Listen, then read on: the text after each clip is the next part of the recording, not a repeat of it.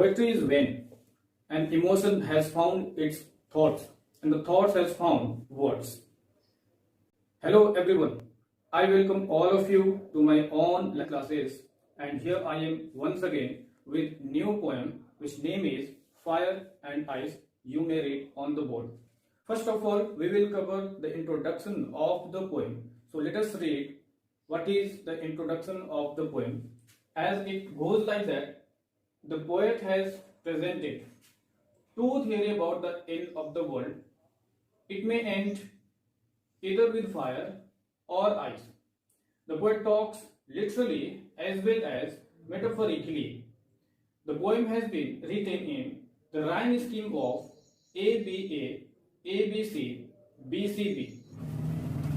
The writing style of the poem is very simple and impressive as to the readers. Moving further, we will discuss about the setting of the poem. So let's read. The poem is set in the time of apocalypse or in the end of the world. The poet here speculates on what might cause such an event to happen.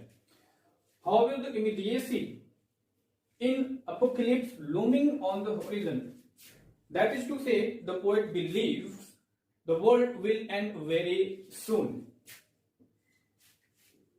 That is perhaps why it doesn't really matter whether it is fire or it is ice that ultimately destroys it. Now we will discuss about the central idea of this poem. Actually, what the poet wanted to give message to the readers through this poem is that the poet is of his opinion that how apocalypse means the series of events which causes destruction to a place or to the world, maybe in a metaphorically.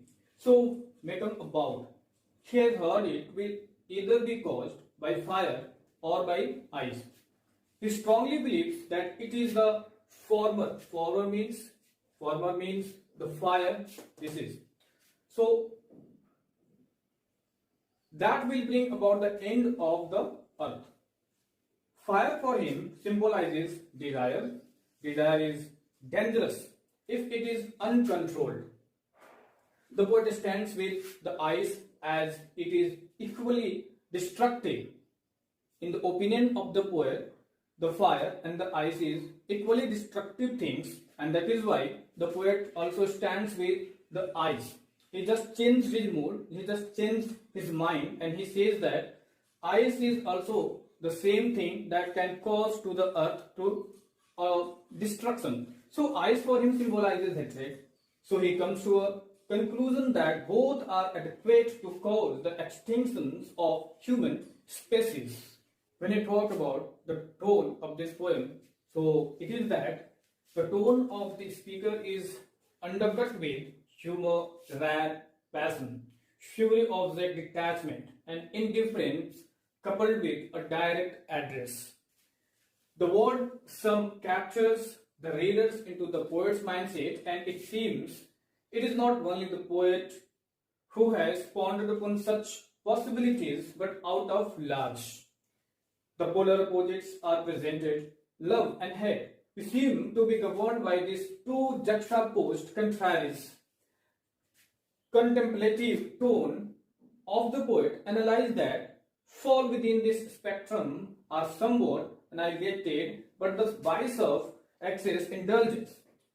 So with a mocking sympathy, the poet provides a consolation that the world will end not once but twice. Moving further, we will discuss about the themes of this poem. So the first theme of this poem is global warming. Actually, the poem has written in literally mode and metaphorically mode. So that is why I have given this one, that is global warming, as a literal meaning. So literally Frost presents the theory about the destruction of earth by fire.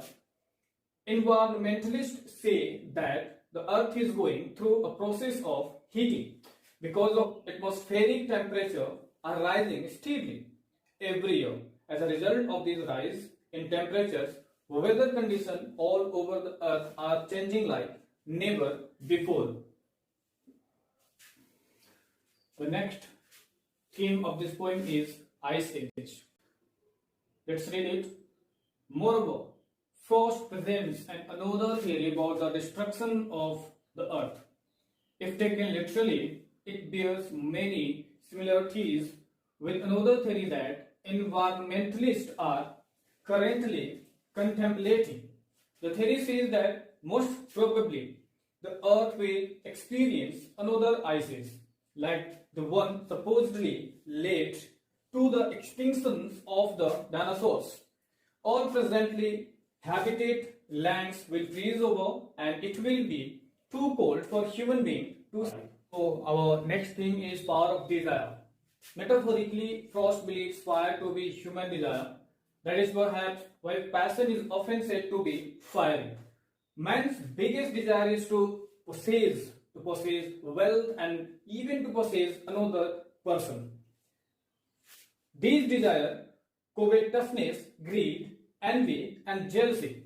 Hence, desire and its allied emotions can make a man kill others to get what he wants. In the whole of a fervent desire, man loses his capability for rational thinking. The reverts to his instinct, and sometimes his instincts tell him that nothing is too heinous for the achievement of the purpose. That is why crime of passion are easily relatable. So this is the last theme of this poem, that is power of hatred. Frost compares ice to hatred. That is perhaps why when we hate someone and we choose to ignore them, it is said that we are giving them the cold shoulder. However, this is not always the case. Instead of ignoring the person we hate, we just decide to take matters into our own hands. Thus, hatred can also lead us to kill. Let us take the example of Hitler. Appeared a few decades after this poem was written. His hatred for the Jewish race made him commit. Now we have come to the point to explanation of this poem after all the structure that has been described earlier. So students, let's read the lines of this poem. Fire and ice. Some say the world will end in fire. Some say in ice. From what I have tasted of desire, I hold with those who favor fire. Now, if we look at these four lines, we can justify the rhyming scheme as A, B, A and A. You can look that fire, desire and fire, all these three words are matching together, and in the second opinion, ice, twice and ice and suffice, these all words are matching one another, and the C and C, that are the matching word, hate and great. So this is the rhyming scheme of this poem. So in the opinion of the poet, of the speaker, he says that some say the world will end in fire. He is in the opinion that the world will come to the end when it is fire, and the human being will be at the point of destruction. The fire will cause to destruct the world, the earth. However, the poet has some other opinion too, just like some say in ice, he has another opinion that the world will be ended with or by ice also.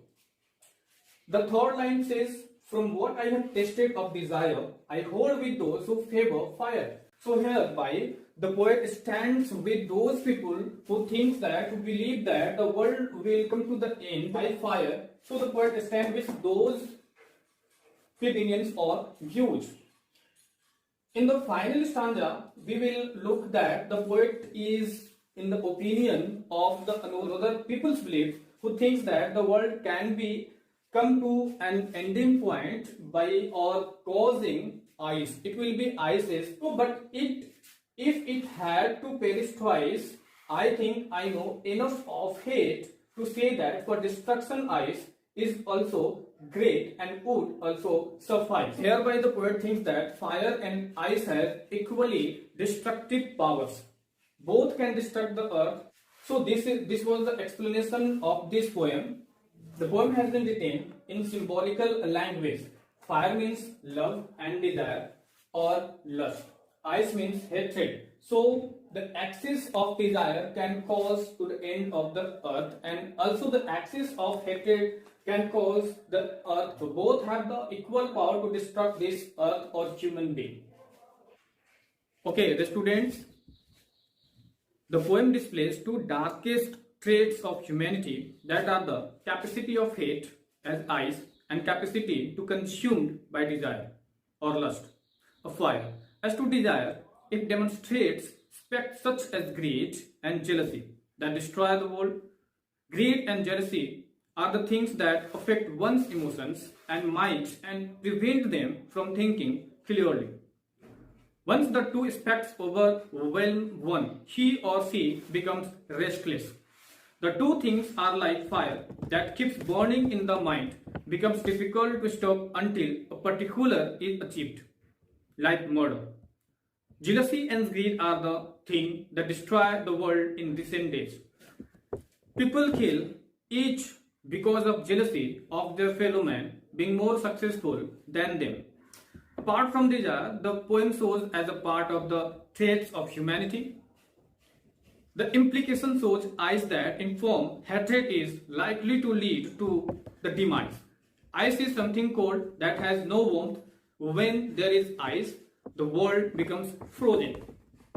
The poem scientific form ice to show coldness of people's hearts when they feel hate.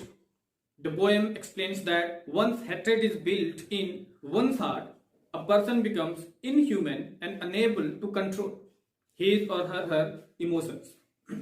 The purpose of warmth and cold in the world is to regulate the temperature to make life more comfortable. Lack of warmth to control temperature in a human being's heart result in evil deeds like taking lives of innocent people. Hate among religions in recent world has brought terrorism, made attacks in many countries.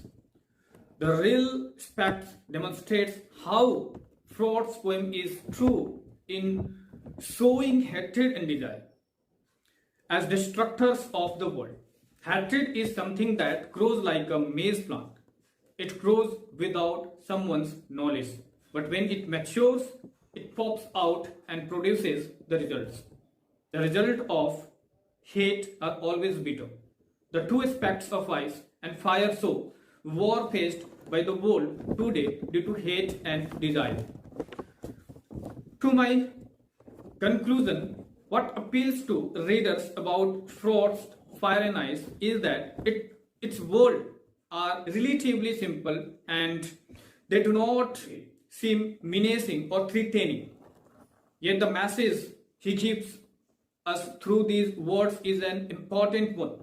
He tells us not to be overwhelmed by desire or by hatred, and instead to practice moderation in our involvement with others of our kind. The poet's symbolism is very apt, his diction is lucid, and his meaning is profound. Students, hereby we have reached at the completion of this poem. So for this day it is enough.